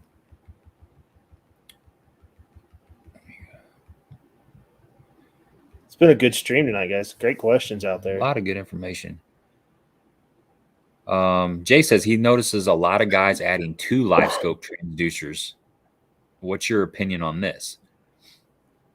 So I've had that same thought myself. Originally, actually going into this year, I'd wired my boat for 2 active targets. I was going to put 2 active targets on it, and the idea was I was going to have one in scout mode and one in forward mode, and kind of give me the best of both worlds. But it's a lot of money. It's more stuff to fail. And then you really got a battery concern at that point if you got two live scopes on there. I mean, at that point, you're going to have a dedicated lithium just to run in your electronics, and it's going to have to be a big boy too. I mean, so you're going to have some serious money invested there. I mean, I've seen it. Who was one of the other Asian anglers? He's got it on his boat. He's got 2. Was it Shin Fukai that I think that was doing it? Could be, yeah. I think you're going to get some interference. I mean, Lowrance came out with Live Sight before Active Target, which was their first version of live sonar, and I actually put one of those. This was like 2 years ago, I guess. I put one in forward mode on the shaft, and then I put one in down mode on the bottom of the trolling motor, and I was running that setup, and it was cool, but I didn't find it that useful. Like, you got a lot of interference because they're both on the same frequency, and it was just a lot going on. I guess my short answer on that would be I'd rather have 360 in a live scope and not 2 live scopes. I know a lot of the crappie guys are doing that. The team crappie tournament guys, the guy in the back's got a live scope on a pole or something, and the guy in the front. So I'm waiting for this in a tournament, right? When the guy shows up with his bag in his hand, like the co-angler, like when it's coming, right? Yeah. I don't think there's any rules against it. I'd probably be ready to throw him off the back of the boat, but. Yeah, I mean, all you need is a drop shot and a couple bags of worms, and then use the rest of your space for your live scope unit. I mean, or you could just be one of my co-anglers. Like in the BFL, I finished 3rd the weekend after the Toyota series, and he outfished me. He had 20 pounds, 8 ounces, and I had 19, 14. So I just brought him into the boat, and he caught him. He's going to come in with an ionic lithium battery. Yeah, some sort of. I'm waiting PVC for it. Pole. It's going to happen for sure. Here's a question from Phil. He says he has 2 HDS 12s at Lowrance right now for repair or trade up to HDS 12 carbons. What do you think about the carbon units, and can he hook active target to those? Yeah, so I don't know what his HDS 12s are. I don't know if they're the Gen 2s or Gen 3s, but Lowrance had a lot of issues that I've seen, on trade-ins and stuff on the Gen 2s, because that was their first models of touchscreens. So there was a fair amount of issues, and they really aren't that reliable. But when they switched to the Gen 3s and now the carbons, which he's referencing in his question, they really knocked it out of the park. I see very, very few issues with carbon units. I mean, hardly ever. Sometimes I see a bad one, but it's very rare. So I guess my answer to that would be it would be a great upgrade, and yeah, it will work with active target. So it's definitely a great. And they actually have the same exact screen that a 12 Live has. It's just recessed and not flush. So what's the difference between a carbon unit and a live unit? So they upgraded to a quad core processor on the 12 Live, so it's going to be faster. They also offer USB and HDMI input on the back, so you can hook your phone up to it and stream from your phone on the 12 Live.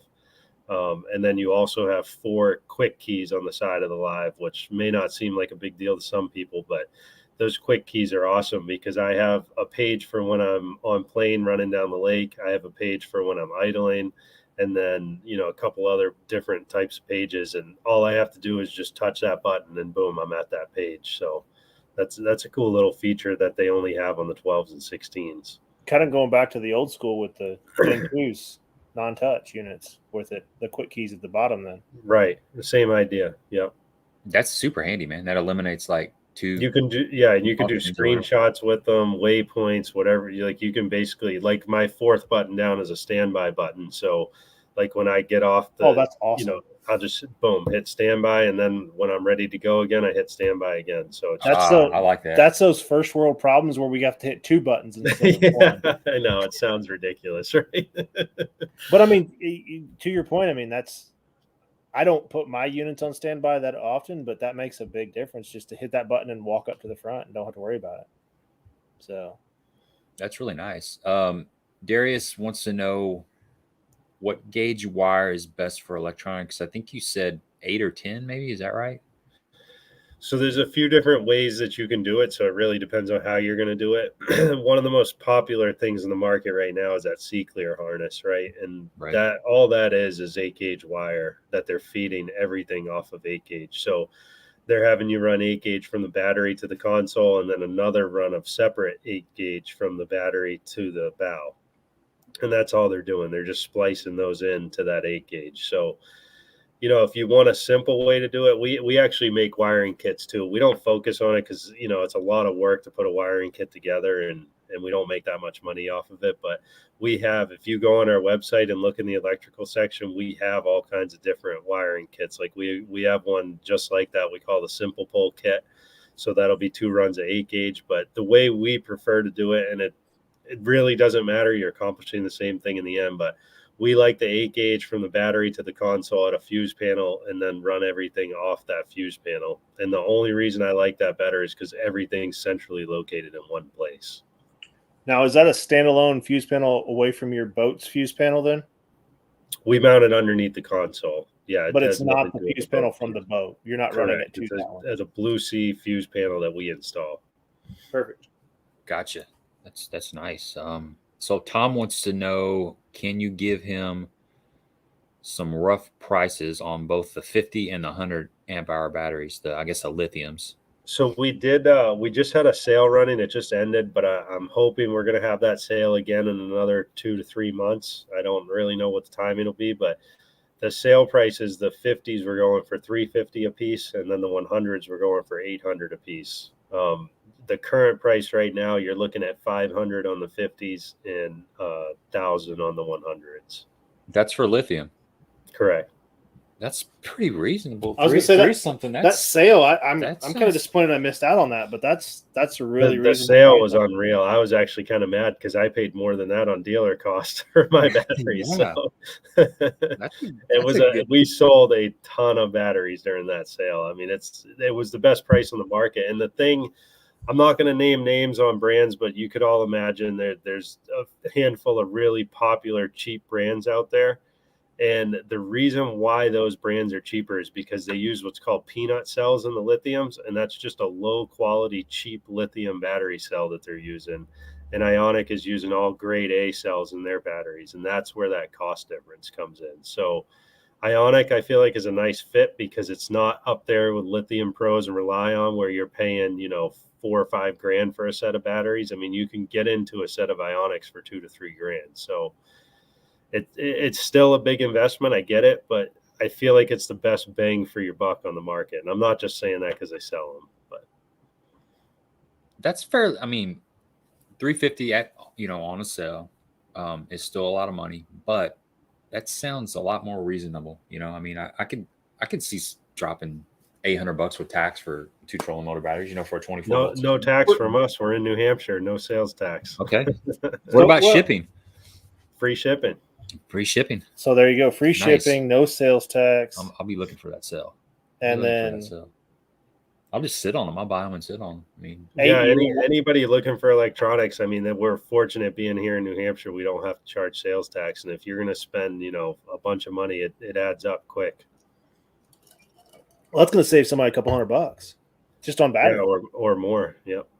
Yeah. With a 50 amp hour battery be sufficient for a 55-pound thrust trolling motor on a 14 by 48 John boat is Tom's question. So the 55-pound thrust is going to be a 12-volt trolling motor, right? So you get into that gray area right there, right? I mean, if you want to go out and fish 4 to 6 hours, 100%, yes, it's going to work fine. But if you're going to take that John boat out and run exclusively on the trolling motor and try to go from one end of the lake to the other, you probably, it's really hit or miss. I'm not going to lie to you and tell you it's going to work, because it works for some guys and not for others. So it's really a fine line there. There is a return policy on them. So if you found, you know, they weren't enough, you could return it and upgrade to the 100 amp hour. But it's really tough to judge it on those 12 volt situations is what I've found. Guys running them on kayaks, John boats. Some people rant and rave. They went 2 days on it, and then other people come back to me and say, "Hey, man, this isn't enough. You know, I only got 6 hours out of it." Well, you know, 2 days. Did you spend 2 days in a cove and no wind, or did you spend a half a day and we throwing a square bill or spinnerbait and really covering water? Yeah. You know, it's a big difference. Frankie says, so basically every night you have to hook up a charger to your batteries to charge the batteries so that you can have a full charge for the next day. I guess he's talking about the lithium ions. Yeah, I mean that's common practice for me anyways. I mean, I always plug my batteries in when I come home, so that's just kind of a habit. What's the recovery time on those batteries? So it all depends on the output of your charger. So let's say you've got a 50 amp hour battery and your charger puts out 10 amps per bank, right? So if you killed that battery completely dead, you would just do 50 divided by 10, so 5 hours. Okay.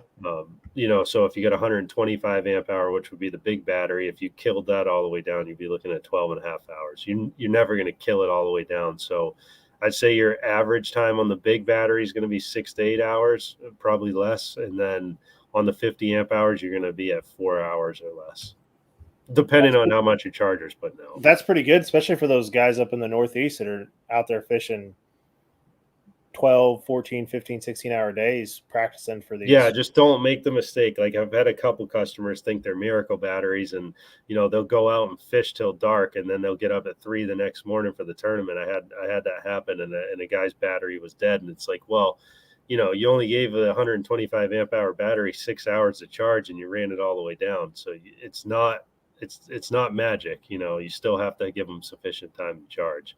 But the cool part about the app is when you open the Bluetooth app up, it actually tells you how long it's going to take to recharge it. Oh, that's awesome. That's really cool. I didn't realize that. Wayne, we'll answer the rest of these questions and we'll let you go. I know we've had you on here for a while. Wayne says, when you install 360, do you preset the settings for customers or recommend a setting? And then he said he had a buddy that is struggling to get the settings, so he has a clear image. So we don't mess with settings unless a customer wanted to go out on the water and do some on the water training. You know, we can do that, but we would never mess with settings on an install. It's just too hard to tweak settings without being on the water. So to get the right settings, you'd really have to go out on the water and set it up properly out there. But the biggest reason that we see crappy images is because of the wiring. I sound like a broken record, but it's just the truth. I mean, the wiring affects these things big time.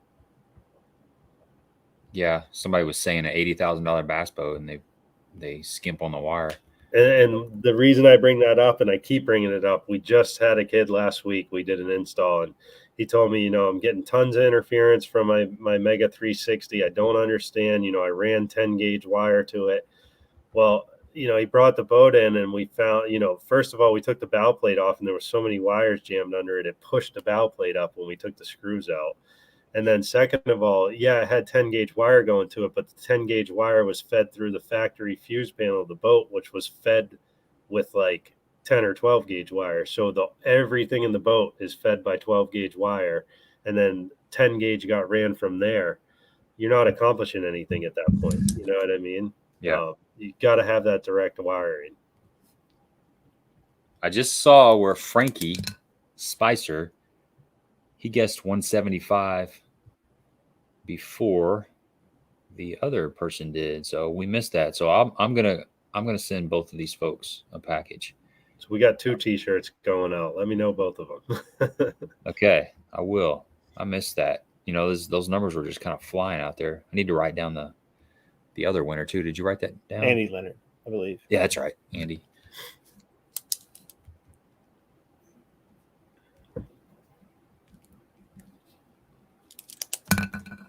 All right, might have 1 or 2 more questions real quick, and we'll let you go. It's been awesome, man. Appreciate you. This sharing is an evening something that with I'm curious about. Okay. Darius here. Oh, okay. What's your thoughts on the PowerPo charger?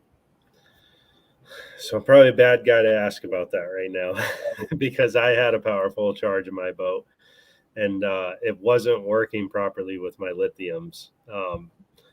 I think if you're in the market for a powerful charge right now, you shouldn't get caught up in the hype and get in this waiting line of 6 months or whatever they've got quoted right now. I ordered some 3 or 4 months ago to have in stock, and I still haven't gotten them. But PowerPole is probably the best company out there in the bass fishing industry as far as customer service goes and the quality of their products. I think they got some work to do on the charge. I've seen too many of them have problems, and I haven't gotten any willingness from PowerPole to work with me or talk to me about those problems, and it's just kind of left a bitter taste in my mouth. So I'm going to leave that at that. Well, hey, I love having a guy on that's honest and that's gonna have real talk with us and not blow smoke up, you know what. So, and I'm not sponsored by any of these companies. Yeah, I'm dealers for them, and I'm sure they wouldn't like it if they hear me saying that. But I like to see. I just want to give honest feedback because I'm a fisherman just like you guys, and I'm not trying to just smooth things over so I can make a quick buck. And that I just think they got some work to do. But there is another product on the market if you're interested in something like that called the Stealth 1 charger. And they're actually the ones who came up with that idea of a PowerPole charge. Essentially, PowerPole basically just ripped their idea off and made it fancier. But that Stealth 1 DC charger, you can mount that in your boat, and it will actually take power from when your motor's running or just when you're idling or whatever. It'll take power from your cranking batteries and divert it to your trolling batteries and top off your trolling batteries. So that's something we sell, and it's a heck of a lot cheaper. It's $350. So Really? I do have a question about this because when PowerPole Charge launched, I was at the Classic that year, and I asked the PowerPole guys this, and they couldn't answer the question. When it comes to a lead acid or an AGM battery, isn't it common practice to let that battery full cycle die, or not necessarily die, but run the battery down and then bring it back to life because they get some sort of memory on them? Is that so? I'm not battery? as familiar with like the AGMs and stuff like that. I mean, again, I've always just plugged them in when I come home. I've never tried to run them all the way down and then do like a full cycle on them. With the lead acid, I've heard that in the past. If you let it go down 75% and then charge it and let it down 75%, It only has like a 25% memory. Yeah, it's got that mememory inside that battery, and that was the question that I asked for the PowerPole guys, and they didn't have a straight answer for me. They didn't know at that point. And that I think they're just a little in over their head on that charge, but maybe I'm wrong. Give them some time. In all fairness, we've gone through COVID and a lot of BS over the last couple of years, yeah. right? So amen to that. Let's be patient with it and see what they got. They're a great company, and I'm sure they'll come out of it. My biggest problem with that PowerPole charge is it doesn't have a cutoff on it, so it's designed to be plugged in 24/7, and that was my number one complaint. I noticed it wasn't charging evenly, but my biggest complaint was it doesn't have a shutoff in it, and I think that's a terrible answer to say you always have to have it plugged in. And it actually killed one of my lithium sitting on the trailer because it was drawing power just sitting in the yard. And that's when I made the decision to remove it and just put a regular charger back in. So do you run that Stealth 1 on your lithiums, or? I did when I had the 50 amp hours. I ran the 50 amp hours all last year. So I ran that stealth charger and it definitely helped out a lot. It stole a little power from my cranking battery, but my cranking battery has plenty of power. So it wasn't a problem.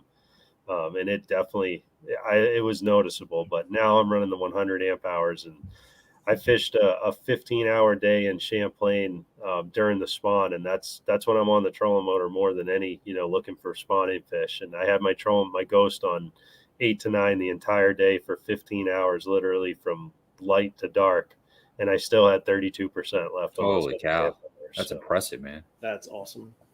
What about the install on the stealth charging system? Straightforward. So it's not that complicated. I mean, it's got, what does it have? I think it's got 5 wires coming out of it. So it's just a series of wires. You're going to hook a positive and a negative to your cranking battery, and then a few more to your trolling batteries. But Danny Roberts is the owner of Stealth One, and he's phenomenal when it comes to customer service. So if he has schematic breakdowns on his website, he emails them. He'll answer any question you have over the phone. So it's really not a problem. Okay, good deal. Fantastic. Yeah, this has been great. 2 more questions before we go. What do you got coming up tournament wise? So nothing really exciting for the rest of the year, to be honest. I'm trying to get this business off the ground, and with the young family at home, I got a 3-year-old and a 9-month-old baby. So I wanted to do the Toyota series, the rest of the year, but it was just decided it was a little too much. I guess I say nothing exciting, but I qualified for the Toyota championship on Pickwick. So cool. That's what I'm going to be most focused on. That's in October. So that was really awesome. We got a no entry fee into that tournament. I'm guaranteed in, and they pay $235,000 for first. So, really looking forward to that. And then I fish the Champlain Bass Series. It's not a big tournament trail, but we fish 4 tournaments a year. And it's 15 to 20 of the best guys on that lake. So, and right now I'm sitting in first in Angler of the Year points. So pretty excited there's no big prize or anything at the end for that, but I'd be pretty proud if I could beat those guys out in Angler of the Year. So, yeah. So you had, you won the Toyota series, and then you got a 3rd place BFL, and then the what'd you say, the CBS? Yeah, the Champlain Bass Series. So I was way more proud of that the next day than I was of the BFL. So that we had the Toyota series, that was the weekend before. Came back, fished the BFL on Saturday, and then Sunday we fished the Champlain Bass Series down out of Ticonderoga. And if you're not familiar with Champlain, it's a 120-mile long lake. So Jeez. We went from Plattsburgh, New York, all the way down to Ticonderoga. I'd been fishing on the very northern end of Champlain this whole Toyota series and BFL. So we went, whatever it is, 80, 90 miles down to Ticonderoga. And I remember sitting in the parking lot that night with my buddy, and he's out there tying his rods on and doing that. And I'm like, dude, what are you doing? Let's go get some freaking pizza. I said, I don't have any of my tackle in the boat. I don't have any of my rods rigged up. I said, let's just go. And he's like, if you win this friggin' tournament tomorrow, he goes, I'm going to be pissed. I'm out here doing all this prep work and doing all this. So here I am the next day sitting out on the boat, everybody's launching and boats are taking off. And I'm sitting here retying all my rods because I've been all smallmouth. I haven't even picked up a bait caster, in 2 weeks. And the kid with me, we do it with high school kids out of the back. And the high school kid, he said, what's your plan today? And I said, I don't have a plan. He said, well, where are we going to start? I said, I don't know. We're just going to go fishing. And the first fish I caught was a 5.5 pounder that day. And I started laughing. I mean, what can you do when it's your time, it's your time. And I ended up winning that tournament by 2 or 2.5 pounds or something with a 20-pound bag of largemouth. I had a 5.5 and a 6. And I was just laughing at the end of the day because when you get on a roll like that, it just, nothing makes sense. It just works. You know what I mean? There's no reason that I should have had that big of a bag. I should have had 15 pounds, but I fished one mat with the frog that day and I caught a 6-pounder out of it. And they always bite in the middle of the mat, right? Well, this one bit on the edge and he just came straight in the boat. It's like, it doesn't make any sense. That's awesome. You go from drop shot and smallmouth Light line. frogs and mats, 65-pound and braid. largemouth. Heck That was why I was more proud, because there was somebody at the docks in the BFL who was very adamant about my magical smallmouth spot. 15, 20 guys standing around, and he's loudly, this is, I'm so sick of this magical spot. You keep coming back off this magical spot. And I went down the other end and caught all largemouth in one. Nice. So it doesn't get any better than that. Nice, that was man. probably a bigger victory than anything. That's cool, man. You have to have a special kind of charger for a lithium battery? Not necessarily. So if it's a 12-volt lithium, then any like Minn Kota precision charger, anything essentially it's got an AGM setting will work for a lithium battery. It just can't charge over 14.6 volts. Gotcha. All right, we are going to let you go. I really appreciate you staying on here for this long. It's been great to meet you. I've got all your information in the description section. So tomorrow, if somebody pulls this video up and they want to watch the playback, BassFishin Electronics is on there. I've got your Facebook page as well, so you guys can check out his website next time you're looking for any kind of electronics and trolling motor and that kind of stuff, because this is a public service. He's on here spending his time, and the way to show appreciation for his time and information is to go and check out the site. So good luck in the future, man. I hope that business grows, but not so much that you can't still go fishing. Yeah, I want to find that fine line, but yeah, I don't want to be doing it 24/7. But if anybody's got any questions from anything we've talked about tonight, don't hesitate. My phone number is all over the website, Facebook, whatever. Message me on Facebook, send me an email. You can text me at my number, whatever. I'm here to help. So that's awesome. A direct line of contact to somebody that can answer all your electronic questions. So good deal. All right, I will. Steve, I'll send you my address later to if you want to ship those t-shirts so we can get them out to the winner or whatever, and really appreciate that. Or you can just send me their address and I can just ship it direct, and I'll get you guys, send me I don't know if I've sent you shirts, but I'll get you guys some. Not yet. I got a sticker. I've got the old sticker. I've got your old sticker. We gotta get you guys changed out there. Then I need to cover up the old sticker with the fresh new sticker. So all right, man. We'll let you go. Appreciate it again. Have a good evening. All right, you too. Thanks, guys. Thanks, buddy. Oh man, that was good stuff. That was awesome. Good stuff. I'm gonna have to go back and listen to this one a couple times because I'm sure I missed a bunch of stuff. But man, I know we had talked about doing this for quite some time now. Just getting somebody on to talk electronics with us for an evening, and my goodness, I mean, again, shout out to Steve, because keep in mind he's in New Hampshire.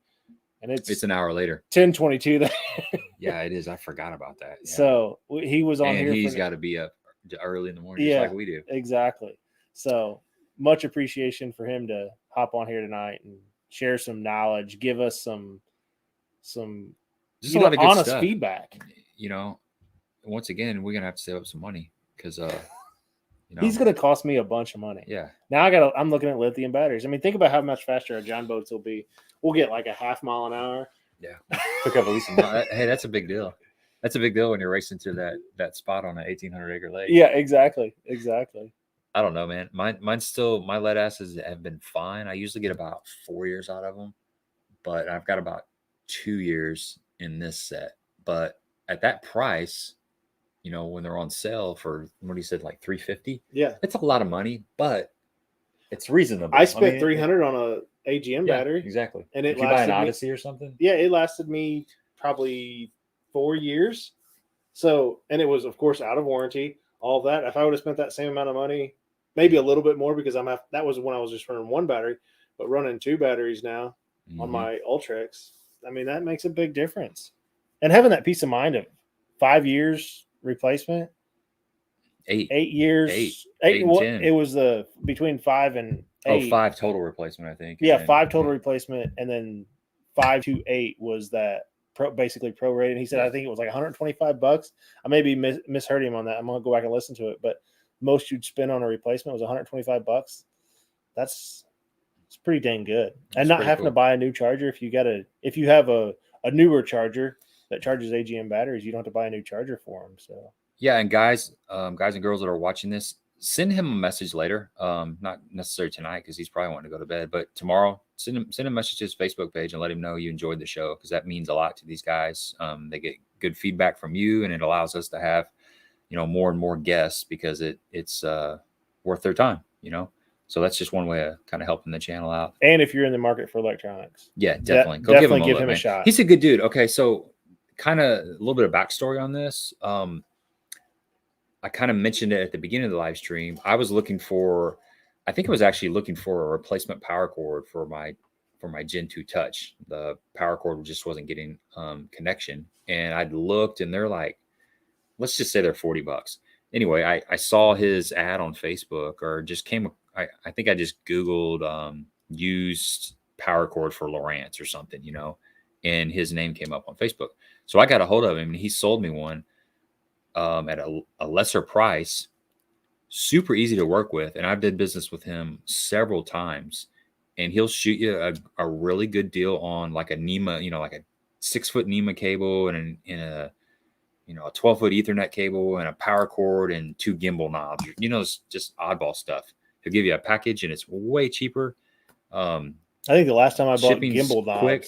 Yeah, was from him. Just oddball stuff like that. But he's got a lot of that stuff. So I guess what I'm saying is I did business with him several times, and it's been nothing but a great experience. So give him a look if you're in the market for the electronics. I don't know about you, but I'd rather give my money to the local guy. I know, man. Even though he's not local to us, but the small yeah. business owner, than going to the big store. Let's call him a big box, especially store. If the price is So it's fairly close. Exactly. You usually get free shipping and no tax, like you said. So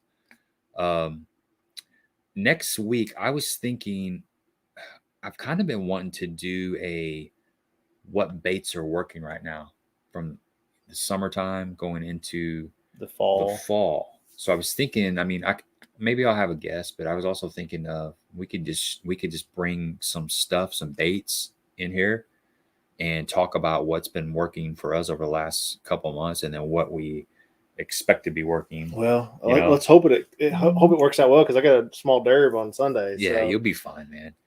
Little grassy. Oh, is it a little grassy? Yeah, I haven't been over there this year. It's been, I want to say 2 years since. Anybody been to Little Grassy on here?